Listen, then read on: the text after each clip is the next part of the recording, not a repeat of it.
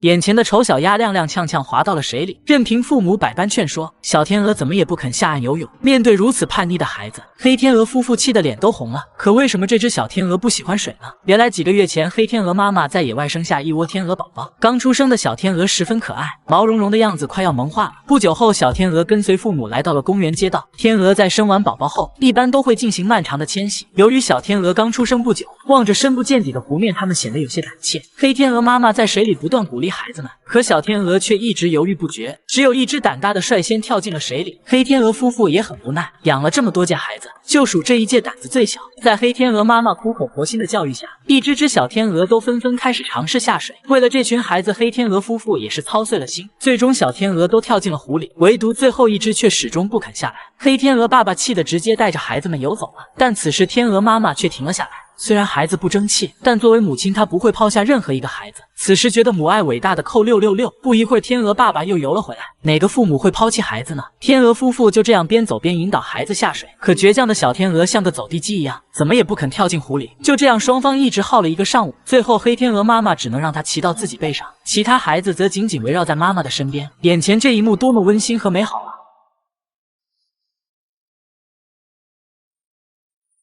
在水里待了一段时间后，小天鹅又趁父母不注意溜上了岸。天鹅夫妇找了一圈，才发现这倒霉孩子，其他孩子都乖乖的回到了家，只有这只非常叛逆。此时，一位热心的保安大叔上前帮忙，想把小天鹅送回湖里。可黑天鹅夫妻并不知道大叔的好意，看见孩子在大叔手里，他们非常紧张。当大叔将小天鹅放下时，还让黑天鹅爸爸啄了一口。但他们很快理解了大叔的用意，连忙点头向大叔表示歉意和感谢。小天鹅站在岸边，丝毫没有下水的意思，甚至还想再次爬上岸边。黑天鹅夫妇不厌其烦地劝说宝宝，可倔强的小天鹅完全当成耳旁风。犹豫片刻后，小天鹅迈着坚定的步伐再次朝着岸边爬去。天鹅夫妻恨不得给它塞回蛋。小天鹅并不理解父母的良苦用心，反而在岸上整理起了羽毛，就是不肯跟着父母下水离去。光顾着臭美的小天鹅突然一个不注意，从石阶上摔了下来。这回他也知道疼了，嘴里一边喊着妈妈，一边想要得到妈妈的安慰，可却因为腿短上不去台阶。倔强的小家伙可没那么容易放弃，他不断寻找低矮的地方继续尝试。看得出此时他非常想回到父母的身边。此时一位热心的小哥抱起小天鹅，缓缓将它放到了黑天鹅夫妻面前。两夫妻立刻对小哥鞠躬表示谢意。黑天鹅妈妈催促小天鹅马上跟自己回家，然而小天鹅不但没有下水，还继续朝着岸边爬去，估计是害怕回家被胖揍一顿。面对如此倔强的熊孩子，黑天鹅夫妻只能默默跟在身后，心里真是又爱又气，真是可怜天下父母心啊！就这样一直僵持了半小时。此时黑天鹅爸爸已经失去了耐心，伸出20米长的脖子就给了小天鹅一口。妻子连忙制止，因为暴力对孩子幼小的心灵会造成严重的阴影。最终在两夫妻不断的教育下，小天鹅终于愿意回到了水里，也许是他自己想通了。随后黑天鹅一家朝着远方游去。美丽的花朵绽放需要花期，成长的路上更需要耐心和鼓励。我是小奶狗，我们下期再见。都说猫咪怕水，可眼前这只小猫不但酷爱游泳，还喜欢和主人一起在大海里冲浪。猫咪名为小五，是一只来自夏威夷的独眼猫。据主人说，小猫在几个月大的时候眼部受到感染，所以只能将眼球摘除。可小五并没有放弃对生活的热爱，当他第一次来到海边，就对游泳产生了浓厚的兴趣。一开始主人还很担心，可当猫咪几次练习后，主人发现小五对游泳十分有天赋，自己几乎没怎么去教它，猫咪就能在海里游刃有余，简直是天生的游泳健将。自此以后，主人便经常带着猫咪一起出海冲浪，而他对此也十分享受，站在主人肩上的样子好像要征服大海一样。当然，小五最喜欢的还是自己在海里游泳。只见他的4只小爪在水里灵活摆动，标准式的猫跑简直不要太专业。如果他玩累了，就会主动爬上冲浪板，然后趴在冲浪板上享受着夏日的阳光。这样惬意的喵声也是让其他猫咪羡慕不已。不久后，小五生下几枚幼崽。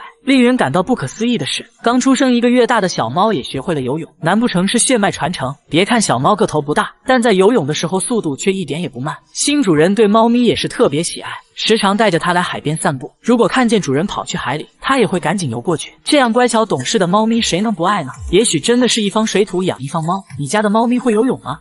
猫咪抬起小爪指了指冰面，告诉主人冰下有条大鱼。看见主人一心只顾着拍手，这可给猫咪急坏了。小猫再次伸手指了指，没看见这条鱼已经挂了吗？赶紧给本喵弄上来啊！见岸上的主人迟迟不肯行动，焦急的小猫直接跳上了岸边，接着拍了拍地上的小石头，示意主人可以用石头将冰面砸开。小哥看了一眼地下的石块，又瞅了瞅下面的大鱼，然后按照猫咪的意思将石头扔了下去。迫不及待的小猫急忙上前查看，结果一看等了个寂寞。为了不让孩子失望，小哥从附近找来一根木棍，想把冰面敲破，然后将鱼捞上来。不放心的猫咪则在一旁当起了现场指挥。见主人敲了半天也无果后，心急如焚的猫咪决定自己试试，结果扒拉几下鱼儿就飘走了。猫咪叫了几声，示意主人快想办法。眼看着美味的鱼儿就在眼前，小猫馋的口水都快流出来了。好在主人一番敲打下，冰面上总算被凿出来个大洞。就在猫咪以为马上就能吃到鱼的时候，小哥一个不注意碰到了冰下的鱼，结果鱼儿顺着水流越飘越远。猫咪抬头就冲着主人一顿骂骂咧咧，心想着自己怎么跟了一个这么不靠谱的主人。这下好了，快到嘴边的鱼就这么溜走了。猫咪越想越气，自己好不容易才找到的大鱼被这倒霉主人一棍子给搅黄了。见主人也帮不上啥忙，于是猫咪决定自己想办法。焦急万分的他对着冰面转了一圈又一圈，可就是拿这条鱼没办法。最后猫咪给了主人一记眼神，让他自己体会，然后急忙通知自己的2个好朋友一起商量对策。几只小猫在冰上转来转去，不知如何是好。明知道这湖里有鱼，可就是弄不上来啊，这可把猫愁坏了。看见小猫们失落的模样，主人决定务必要让它们今天吃上鱼肉。转眼时间来到中午，小哥从家里拿来了自己珍藏多年的钓鱼设备。这次他找了一个冰层较薄的位置，接着用祖传的铁棍将冰面凿碎，然后开始熟练地摆弄起鱼竿。而猫咪则是再一次当起了监工，可等了半天都没看见鱼儿的影子。焦急的猫咪碰了碰鱼竿，心想着这东西抓鱼靠谱吗？小哥自信地拍了拍它，示意猫咪把心放到肚子里，今晚务必让它吃上鱼。就这样，一人一猫在河边足足等了几个小时，也没钓上来一条鱼。见迟迟没有鱼儿上钩，于是不服气的小哥再次回家更换了装备。这回他要在湖中心进行垂钓。在冰上打出洞之后，小哥随即开始搭建帐篷，心想着就算是今晚熬夜通宵，也要弄上来一条鱼，不然岂不是让几只猫给笑话了？一切准备就绪后，小哥开始等鱼儿上钩。果然功夫不负有心人，不一会儿的时间就有鱼儿咬钩了。小哥见状连忙将鱼线收回，很快一条大鱼被拽了上来。之后小哥一路开挂，鱼儿应接不暇的一条接一条。著名钓鱼专家麦克阿瑟曾说过，当你钓到第一条鱼的时候，后面就会有无数的鱼儿等着你。到了晚上，小哥已经为猫咪做好了香喷喷的烤鱼，看着鲜嫩多汁的鱼肉，屏幕前的你想不想来上一口呢？担心鱼刺会卡到猫咪，小哥一点点将鱼肉挑了出来。闻到气味的老大第一时间就跑了过来，他一边吃烤鱼一边夸赞着主人的手艺。见其他兄弟还在外面玩耍，于是猫咪转身呼唤他们过来吃饭。听到声音的老二也赶了过来，2只猫咪尽情享受着这顿美味大餐。老大询问老二老三去了哪里，老二说他还在上午的地方捞那条鱼呢。天鹅一家停在了马路中央，不知是何原因，妻子说什么也不走了。小天鹅紧紧依偎在妈妈身边，而丈夫则是默默地守在一旁。好在一位交警紧急指挥交通，这才避免了悲剧的发生。可他们为什么会来到繁华的城市呢？原来1个月前，天鹅夫妇在芦苇地生下了蛋宝宝，妻子负责生产和孵化，丈夫则终日守在妻子身旁，因为他明白此时妻子最需要的是陪伴和守护。几天后，鹅妈妈一共产下9枚蛋宝宝，但距离小天鹅出生还有段时间。为了让孩子能顺利出生，此时天鹅妈妈每隔一会儿就要将蛋宝宝翻起来，然后趴在上面继续孵化。这样的动作每天要重复很多次。为了保证孩子的安全，天鹅妈妈每次的动作都非常小心，生怕影响到宝宝的出生。此时觉得母爱伟大的请扣666。天鹅爸爸这时会在周围巡视，将潜在的威胁全部赶走。不久后，第1只天鹅宝宝出生了，天鹅爸爸马上从外面赶了回来。此时他心里满是喜悦。几天后，小天鹅宝宝陆续破壳而出，它们紧紧依偎在妈妈身边，对外面世界充满了好奇。但天鹅妈妈的任务还没完成，她还需要将剩下的蛋全部孵化出来。在天鹅妈妈的精心孵化下，一个个毛茸茸的宝宝逐渐睁开了眼睛。天鹅妈妈会为刚出生的宝宝清理毛发，而丈夫就默默地守在一旁。刚出生的小天鹅十分乖巧，一步也不离开妈妈。经过半个月的孵化后，所有的小天鹅都钻出了蛋壳，唯独只剩下一颗蛋宝宝还没有动静。但没有哪个母亲会抛弃自己的孩子，于是她又开始继续孵化。天鹅爸爸则是在一旁耐心的等待。好在皇天不负苦心人，最后1只天鹅宝宝也顺利出生。此时天鹅一家将要进行漫长的迁徙，但有几只小天鹅胆子非常小，始终不敢踏进水里。在妈妈不断的鼓励下，小天鹅这才慢慢跳下水面。随后一家人朝着湖中心游去，可还是有些胆小的宝宝不敢游泳，天鹅爸爸只能让他们骑在背上。小天鹅宝宝紧跟妈妈的步伐，爸爸则在后面确保没有孩子落下。可走着走着，天鹅妈妈居然将一家人带到了城市的街道上，这还真是一孕傻3年。此时他们也成了街上一道亮丽的风景线。最后，在一位老奶奶的帮助下，天鹅一家又重新返回了湖里。在水面畅游几小时后，天鹅一家又准备登陆了。妈妈走在前面引路，天鹅宝宝们迈着晃晃悠悠的步伐跟在母亲身后。父亲催促孩子们加快脚步，只有每只宝宝都上去，他才会登上岸边。为了孩子，父亲也是操碎了心。在母亲的带领下，一家人来到一处湖边街道。由于步行了很久，天鹅夫妇只好停下暂作休息。看见妈妈在梳理羽毛，小天鹅们也学起了妈妈的样子。原来天鹅这么小就学会臭美了。经过短暂的休息后，天鹅一家又开始启程了。小家伙们踉踉跄跄地跟在母亲身后，这样子简直萌化了。不久后，他们终于抵达了目的地。妈妈一头扎进了水里，小天鹅们排着整齐的队伍也纷纷跳了下来。眼前的画面多么温馨和美好啊！愿人人都能善待生命，爱护生态，保护环境是我们共同的责任。1个月大的小猫成为了小鸡的妈妈，可它还是个孩子呢。几天前，主人将小鸡送到了小猫面前。刚开始，小猫还有些害怕，似乎受到了惊吓，甚至用小手拍打着小鸡，毕竟自己还是宝宝呢。看见小猫不待见自己，小鸡连忙跑来和主人诉说着委屈。主人告诉猫咪，小鸡没有妈妈，你要好好照顾它。小猫咪似乎也听懂了主人的话，面对眼前和自己不一样的小鸡，小猫咪开始仔细观察。它轻轻拍了拍小鸡，似乎在告诉对方自己会照顾它。经过几天的相处，它不再躲着小鸡，有时候不放心还经常跟在小鸡的身后。发现小鸡站在危险的地方，小猫还会将它赶走。自从有了小鸡，小猫的眼神就经常注视着它，就连性格也变得温顺了许多，仿佛瞬间就长大了。小猫还会耐心地帮小鸡清理毛发，就如同多数的猫妈妈一样。看来小猫已经将它当成了自己的孩子。随着时间的推移，小鸡也慢慢开始依赖小猫，不管小猫走到哪里，它都要跟在身后。相比于妈妈的关心，而其他小猫看见自己就会躲开。也许是因为自己长得不一样，猫叔叔们都不太愿意搭理自己。小鸡只好去猫妈妈这里寻求安慰，因为它知道只有妈妈对自己最好。看见妈妈正在午休，小鸡也趴在妈妈的怀里准备入睡。此时小猫将孩子搂在怀里，这一幕无比的温馨。每天睡觉时，小猫会伸出手臂给小鸡当靠枕，而小鸡在妈妈怀里睡得也十分香甜。几小时后，小猫睡醒了，小鸡也跟着醒了过来。也许它还很小，但善良和爱超越了种族和年龄。如此可爱的小鸡和小猫，你爱了吗？前一秒还奶凶奶凶的小老虎，被饲养员拎起来后，吓得腿都软了。原来今天是虎宝宝打疫苗的日子，饲养员采用调虎离山的方式，成功将虎妈骗进了牢笼。刚刚2只小老虎还玩得正嗨，可看见饲养员进来后，立刻躲在角落里瑟瑟发抖。只见饲养员掏出一根2米长的针头，小老虎瞬间吓得呆住了。两兄弟一脸生无可恋，仿佛在和世界告别。饲养员一把将虎大拎了起来，小老虎吓得四肢瘫软。此时大脑一片空白，心里暗自祈祷医生能放自己一马，还给我测心率，本喵就差吃救心丸了，这数据能准才怪呢。看见饲养员掏出了针头，小老虎双脚合十，直接放弃了挣扎，眼神里充满着无限的绝望。随后医生一针就扎了下去，紧接着饲养员又将另一只从墙角里拽了出来。完了完了，要打针了，怎么办？小老虎看似满脸平静，实则心里已经慌得一批。好家伙，这心率快要爆表了！在忐忑不安的心情中，小老虎最终完成了注射。好想小老虎我这是要继续跳。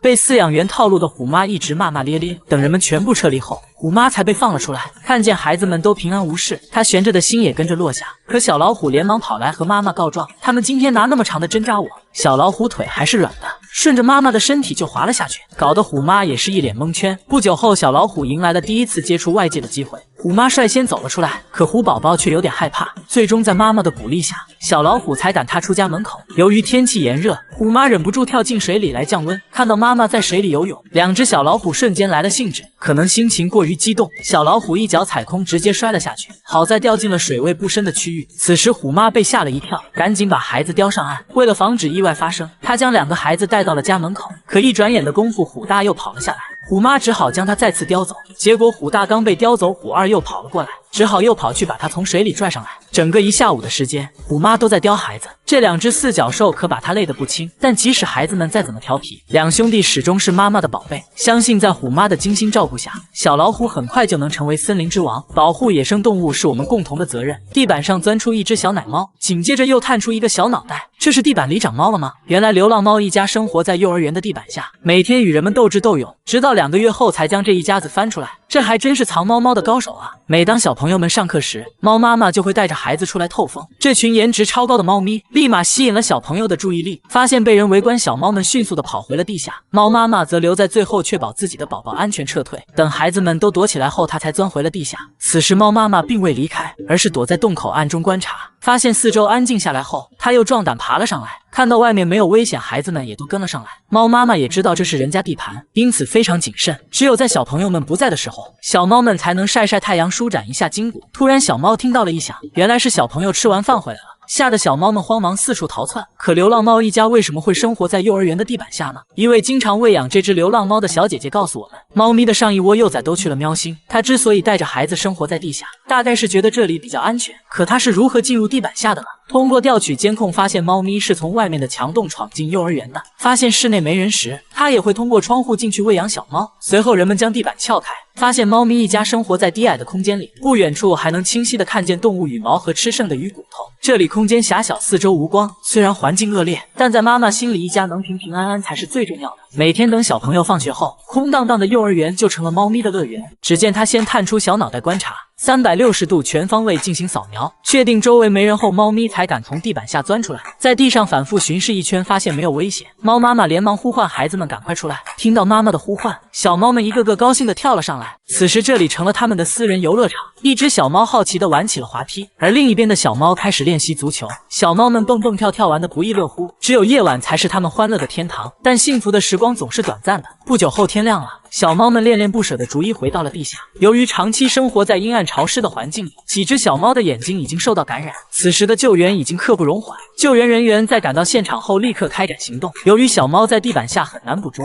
只能将它们引诱上来，再用挡板将洞口封住。不久后，猫妈妈嗅到了食物香味，一只胆大的小猫也跟了出来。看见妈妈出来了，其他小猫也都纷纷跑了上来。此时猫妈妈非常谨慎地走进笼内，并且巧妙地避开了机关，而下一秒一只倒霉孩子也跟了进去，直接替妈妈踩下了踏板机关。果然是妈妈的好宝贝，这可吓坏了其他小猫咪，躲在地下瑟瑟发抖，而待在一旁的那只还一脸懵的状态。最终在救援人员的努力下，小猫们很快就和妈妈团聚了。最后只剩下一只小猫不停地呼唤着妈妈。当小猫出来后，救援人员立刻将挡板放下，小猫瞬间慌了神，怎么办？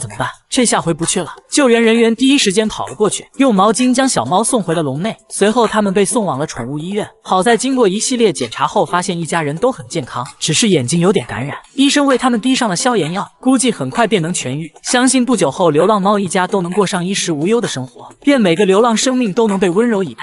这家炸鸡店的老板是一只母鸡，当有客人进店时，他就会点头表示热烈的欢迎。母鸡名叫太美，它每天要接待上千名顾客，虽说总有不知情的客人被吓一跳，但丝毫不影响店内生意的火爆。毕竟这家餐厅的炸鸡的确好吃，每次看到炸好的鸡腿时，就连太美都会两眼放光，并且她最喜欢的食物就是鸡米花，一次最少干上2大碗。只要客人叫一声太美，她马上就会义无反顾地朝你飞奔而来。面对客人们吃炸鸡喝皮皮的场面，太美却显得异常淡定。比起当年在油锅里洗澡的经历，这些都是小儿科。据说太美在这家餐厅已经就职了2年半，除了日常的迎宾，她还会监督服务员的工作，确保客户吃到最正宗的炸鸡。但客户说看见太美就会受到良心的谴责，这让他很是生气。可为什么太美没有变成炸鸡呢？原来2年前她还是一只流浪鸡，或许是被店里炸鸡的香味所吸引，于是她莫名其妙地走进了店里。出于同情好心的老板便将她收留下来，并为她取名太美。通过2年半的辛苦打拼，太美已经成为这家餐厅的活字招牌，越来越多的人慕名而来。果然最危险的地点就是最安全的地方。隔壁烤鸡店的老板对此也十分羡慕，并表示自己也要养一只母鸡，但老板却说并不是所有的母鸡都是太美，2年半只是一个基础而已。作为海洋中智力卓越的虎鲸，却因贪吃被搁浅在了岸边。当潮水退去时，它没有选择离开。被困礁石上的虎鲸此刻已经奄奄一息，嘴里不断发出着虚弱的叫声。因为长时间的暴晒和缺水，让它几乎徘徊在生死的边缘。好在一群游客及时发现了它，看见被困的虎鲸后，大家迅速组成了一支救援队，通过不断传递海水的方式来为虎鲸补充水分。随着一桶桶的海水浇灌在它身上，虚弱的虎鲸再次燃起了重生的希望。半小时后，虎鲸的状态逐渐活跃起来。嘴里还时不时发出欢快的叫声。尽管人们众志成城地为虎鲸补充水分，但仍无法满足它对于海水的巨大需求。于是人们从船上找来一台抽水机，伴随连续不断的海水喷灌在虎鲸身上，它缺水的症状也开始得以缓解。虎鲸安静地趴在礁石上，享受着海水的滋润。随着气温的逐渐升高，游客们纷纷脱下衣服盖在虎鲸身上，这样可以防止它被阳光晒伤，同时也可以让虎鲸的身体保持湿润的状态。由于虎鲸的体型庞大，单靠人力无法将它送回大海，因此只能等到海水涨潮时，让虎鲸自己游回大海。几小时后，海水开始慢慢回涨，此时虎鲸的半个身体已经被海水浸没。随着水位的不断升高，它也离自由越来越近，但因为长时间的脱水，它并没有快速游走。在经过半小时的调整后，虎鲸发出了阵阵惊叫，似乎在对人们表达着由衷的感谢。不久后，它终于朝着大海的方向游去。看到它回归大海的那一刻，大家都非常高兴，这一幕显得格外温馨和美好。关爱动物是我们每个人共同的责任。我是小奶狗，我们下期再见。14岁的老猫安详地趴在小女孩怀中，小主人一遍又一遍地为猫咪唱着摇篮曲，与它做着最后的告别。年迈的老猫陪伴了这个家庭走过了5000多个日夜，今天是它离开的日子。猫咪似乎已经知道自己即将去往另一个星球，它紧紧依偎在小主人怀里，看着眼前陪伴自己长大的猫咪。女孩的声音不由自主地哽咽起来，猫猫伸出虚弱的小爪拍了拍小主人，仿佛在告诉女孩不要哭泣。看来就算走到了生命的最后一刻，它最放心不下的还是自己的小主人。原来贝利曾经是只流浪猫，从小便被这对好心的夫妻收养，家里的几个宝宝都是他看着长大的。但贝利的一生中却没有一只孩子，他把所有的爱都给了这个家庭。孩子们很喜欢拔他的胡须，可贝利从始至终都温柔相待。在过去的14年里，贝利如同家人一样，伴随主人一家度过了无数个欢乐的时光。他最喜欢的还是小主人艾比，他们一起嬉戏打闹，一起欢快地做着游戏。他喜欢依偎在小主人怀里，听着他歌唱美妙的摇篮曲。在孩子们的眼中，贝利不仅是一只宠物，更是自己最亲密的朋友。他不仅治愈了孩子们孤单的内心，同时也为2代人带去了无尽的欢乐。随着时间的流逝，小主人开始慢慢长大，而贝利也变得越来越老。岁月的脚印也在他的脸颊留下了深深的印痕。他不再喜欢和小主人一起玩那些曾经的游戏，相反，他更愿意依偎在小主人怀中。或许他知道自己的时间已经不多了，想再多陪陪这个自己看着长大的姑娘。女主人无法接受贝利即将离去的事实，于是多次带他去医院进行治疗。可严重的肾衰竭让医生也只能摇头叹息。在最后的日子里，身体虚弱的贝利依旧每天陪着小主人一起读书，一起画画，一起洗澡。然而美好的时光总是短暂的，贝利的身体每况愈下，小主人轻轻帮他擦拭着身体，就算到了另外一边也要干干净净。贝利的一生陪伴小主人读了数不清的书籍，而今这却是他最后一次伴读了。猫咪的眼角流下了不舍的泪水，女孩一边帮他擦拭着眼泪，一边安慰着贝利不要哭泣。或许此时他还是放心不下自己的小主人，又或许他正努力回忆着他们在一起的点点滴滴。几天后，贝利的生命进入了倒计时，他依旧静静趴在小主人怀里，只是眼神中再也没有了往日的活力。小主人抱着奄奄一息的贝利，嘴里唱着他最爱的歌曲，伴随着女孩悠扬的歌声，陪伴了一家人14年的猫咪安详迷失。相信此时的贝利是幸福的，更是开心的。虽然他已经去往了喵星，但贝利用自己的一生为2代人带来了温暖和欢乐，他留下的记忆却永远活在了每个人的心中。正如女孩所唱的歌词一样，你永远是我的阳光，是照进我生命中的一束光芒。万物皆有灵性，内心充满爱的人同样会得到爱的回报。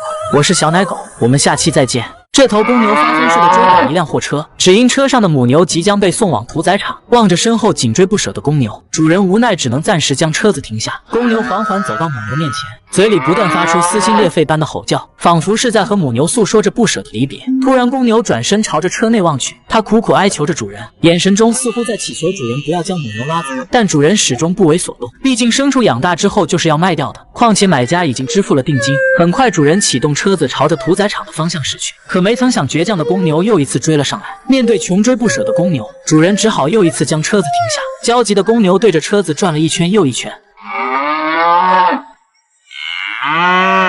一声声的悲鸣让人感到心碎。此时这一幕感动了在场的所有人，大家都被公牛的深情和执着所打动。有人将这段视频发到了网上，没曾想这只公牛得到了数千万网友的力挺，众人纷纷为他请愿，希望牛主人能将母牛赎回，让他们不要分离。最后主人也被公牛的执着所感动，他表示以后不会再将它们卖掉了，并且主人还为他们举行了一场特殊的婚礼。至此，公牛和母牛过上了幸福的生活。万物皆有灵性，愿每个生灵都能被世间温柔以待。你永远不知道母亲会为孩子做出什么行为。这头母象发疯似的拦截着过往的车辆，因为它无力拯救掉入深井内的孩子。此时的小象已经被困了整整12个小时，为了让孩子能有一丝活下去的机会，象妈妈抱着最后的希望来到了车水马龙的路面上，她不断拦截过往的车辆，并且发出着撕心裂肺般的吼叫，企图通过这样的方式来引起人类的注意。可过往的司机们并不理解这头大象的行为，反而被象妈妈发狂的一幕所惊吓到，大家纷纷从她身边绕了过去。此刻的象妈妈充满了无助和绝望，但她并未就此放弃。不久后，她来到了另一条马路上，每当有过往的车辆经过时，她都想上前求助，可车辆行驶的速度很快，转眼间就不见了踪影。象妈妈只能无奈地看着眼前一辆辆飞驰而过的希望。此时，一辆摩的缓缓驶来，他鼓足勇气想让对方停下帮帮自己。路上过往的车辆川流不息，可却没人愿意为他而停下，因为没人能够理解象妈妈怪异的行为。毕竟谁都不会想到一头大象会向人类求助。就在母象不知所措时，突然一辆大巴车缓缓停了下来。象妈妈的坚持终于得到了回应。半小时后，大家在附近的村庄旁发现了被困的小象。可以看到他在里面艰难地挣扎，并且在掉落的过程中身体也受到了严重的擦伤。由于井内的空间狭小，小象连转个身都十分困难，几米深的高度为救援带来了巨大难度。也许是知道有人来营救自己了，小象将鼻子高高举起，嘴里不断发出着求救的嘶吼声。眼看小象体力不支，此时的救援已经刻不容缓，大家马上找来了一台挖掘机，想以此帮小象打开一条求生之路。随着时间的推移，挖掘机很快就挖出了一个沟壑，只要将深井的墙壁打破，小象便可以沿着通道爬出来。一位小哥特意去买来了药水，帮助他缓解疼痛。因为担心掉落的砖块会误伤到小象，所以开机师傅的每个动作都非常小心。而小象似乎也看到了自由的曙光，他举起鼻子，仿佛在表达着对人们的感谢。随着工程的进展，此时的深井已经被打开了一个巨大缺口。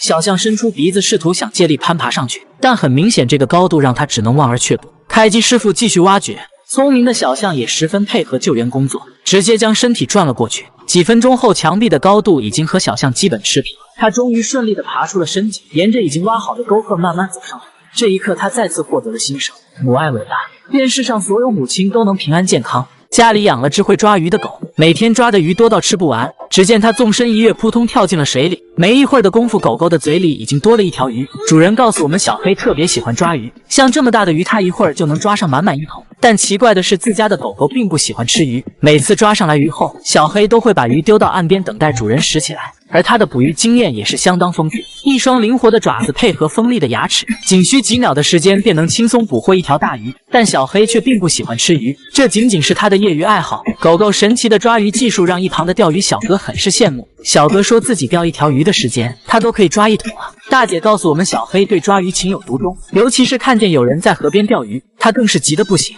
如果不放他出去抓鱼，他就一直吵个不停。奔向鱼塘的小黑比相亲还要开心。村里的人都羡慕大姐养了条会抓鱼的狗，可大姐对此却很苦恼，因为自己每天都有吃不完的鱼，全家上下已经吃得不想再吃了。但为了迎合小黑的喜好，大姐也只能每天含泪吃鱼了。可狗狗为什么这么喜欢抓鱼呢？专家表示，猎狗天生喜欢玩水和捕猎，所以这是由环境和基因所导致的。如果带上这样的一条狗去钓鱼，肯定会收获满满。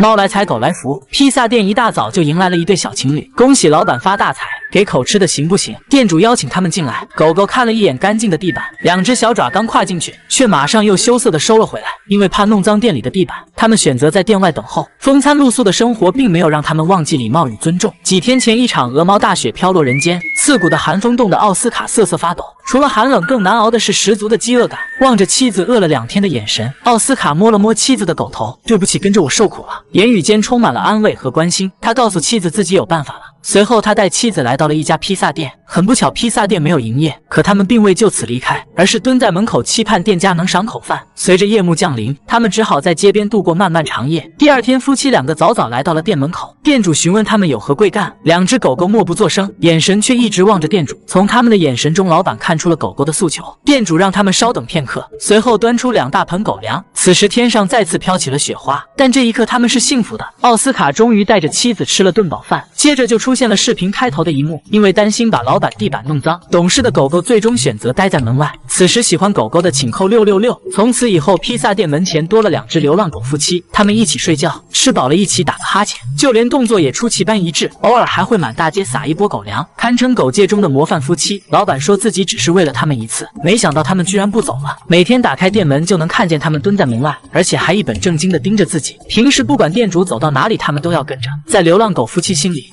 似乎已经认定了店主就是自己的主人。晚上店主回家时，他们会目送店主离开。第二天清晨听到车辆的声音，他们立刻跑去迎接店主，激动的样子快要把尾巴摇断了。看着他们每天风餐露宿，最终老板决定收养这对流浪狗夫妻，还特意为他们准备了一间大房子。得知店主愿意收留自己，两只狗狗开心的不得了。当主人为他们戴上围巾的这一刻，这对夫妻从此结束了流浪生活，他们终于有了属于自己温馨的小窝。两只狗狗对每个人都非常友善，不仅会微笑待人，甚至还会帮老板招待顾客。很多网友专门跑来探望这对流浪夫妻，他们也成为了这家披萨店的吉祥物和标志，因此越来越多的人慕名前来打卡，店里的生意越来越好。或许这就是善良的回报，万物皆有灵性，愿每条流浪生命都能找到属于自己的家。我是小奶狗，我们下期再见。小猫咪出生没多久就失去了妈妈，为了寻找妈妈，它开始在马路上孤独的流浪，可熟悉的街道走了无数遍，却怎么也看不见妈妈的身影。街边从此多了一个孤独的背影。这天小哥在路边发现了它，小猫咪还以为是妈妈回来了，它赶紧朝着小哥走了过去，瘦小的身体不断在小哥脚下蹭来蹭去，突如其来的热情让小哥有些不知所措。小猫咪用两只小爪抓着地面，像是在采奶的样子，难道是想妈妈了吗？小哥忍不住摸了摸它，然而小猫咪似乎把小哥当成了自己的妈妈，也许感受到小哥的善良，小猫咪一个劲地扒拉着小哥，也许它找到了似曾相识的依靠感。小哥往后退了几步，它马上就粘了上去，随后对着小哥喵喵叫了起来，似乎在恳求小哥别离开自己。小哥从附近的超市买来了肉罐头，小猫咪先是嗅了嗅，接着开始大口吞咽，大概是第一次吃到这么美味的食物。它眯着眼睛尽情享受着短暂的幸福，也不知道它是如何生存下来的。吃着吃着，猫咪突然打了几下喷嚏，看样子有点感冒了。有时候真的想不明白，人来人往的大街为何没人愿意帮它一把呢？此时想救助猫咪的请扣666。吃着吃着，小猫咪不争气的流下了眼泪，也许这是它流浪多日吃的最好的一顿吧。看小家伙吃得这么安心，小哥打算起身离开，可猫咪转身就跟了上去，挡在小哥面前，说什么也不让他走，甚至还在地上撒起了娇。确认小哥不走了以后，小猫咪这才回来继续干饭。也不知道小家伙饿了多久，一口气吃了2盒罐头，也许习惯了吃了上顿没下顿的日子，明明肚皮已经鼓鼓的，可他还是很卖力的在吃。全部吃完后，小猫咪来到小哥身边，似乎在感谢好心人的一饭之恩。看着眼前如此乖巧懂事的猫咪，小哥不禁有些心酸。也许猫咪真的和小哥有缘，它一直在小哥身下转来转去，丝毫都没有离开的打算。可能太过于思念妈妈，小猫咪不断在小哥身上蹭来蹭去，久违的幸福感再次袭来。它依偎在小哥脚下，似乎在表达自己不想再流浪了。这么粘人的小猫，小哥也是第一次遇见，但谁会拒绝一只这么可爱的小猫咪呢？它似乎把小哥当成了唯一的依靠，只要挪动一下脚步，小猫立刻就贴了上去，生怕小哥不要自己了。没一会儿，小猫咪就安静的睡着了，大概是梦里见到了妈妈，两只小爪不断抓来抓去，真是可怜的让人心疼。刚进入梦乡的猫咪马上起身看了看，它很担心小哥丢下自己。此时小哥的心已经完全被它俘获，有缘千里来相会，小哥猜想可能是上辈子的小情人来找自己了。最终他决定收养这只小家伙，从此小猫咪也结束了流浪的生活。最后希望所有流浪的小动物都能找到属于自己的家，同时也呼吁大家不要轻易抛弃满眼都是你的小生命。我是小奶狗，我们下期再见。